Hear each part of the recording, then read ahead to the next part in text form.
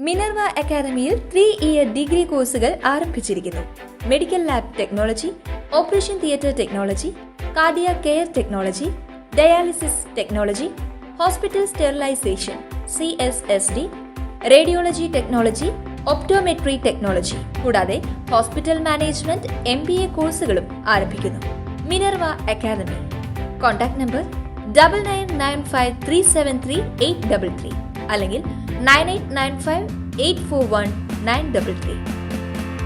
Minerva academy, skill and professional studies. വിവാദമായ നെയ്യാറ്റിൻകരയിലെ ഗോപൻ സ്വാമിയുടെ വിവാദ സമാധി പൊളിച്ച സംഭവത്തിൽ പ്രതികരണവുമായി Thiruvananthapuram sub collector Alfred OV. കുടുംബത്തെ കാര്യങ്ങൾ പറഞ്ഞു മനസ്സിലാക്കുമെന്നും പോസ്റ്റ്മോർട്ടത്തിന് ശേഷം മൃതദേഹം വീട്ടുകാർക്ക് വിട്ടു നൽകുമെന്നും സബ് കളക്ടർ പറഞ്ഞു. അതേസമയം വിവാദമായ നെയ്യാറ്റിൻകരയിലെ ഗോപൻ സ്വാമിയുടെ വിവാദ സമാധി പൊളിച്ചപ്പോൾ കണ്ടത് അമ്പരപ്പിക്കുന്ന കാര്യങ്ങളായിരുന്നു.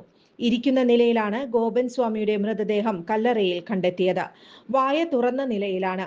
വായിൽ ഭസ്മവും മൃതദേഹത്തിന്റെ നെഞ്ചുവരെ പൂജാദ്രവ്യങ്ങൾ നിറച്ചിട്ടുമുണ്ട്. പോസ്റ്റ്മോർട്ടത്തിനായി മൃതദേഹം തിരുവനന്തപുരം മെഡിക്കൽ കോളേജിലേക്ക് മാറ്റി. പോസ്റ്റ്മോർട്ടത്തിന് ശേഷം മാത്രമേ മരണകാരണമടക്കമുള്ള കാര്യങ്ങൾ വ്യക്തമാവുകയുള്ളൂ. കൂടുതൽ വാർത്തകൾക്ക് ഞങ്ങളുടെ ചാനൽ സബ്സ്ക്രൈബ് ചെയ്യുക. ഫേസ്ബുക്ക് ഫോളോ അപ്പ് ചെയ്യുക. വാർത്തകൾ വേഗത്തിലറിയാൻ Anytime News.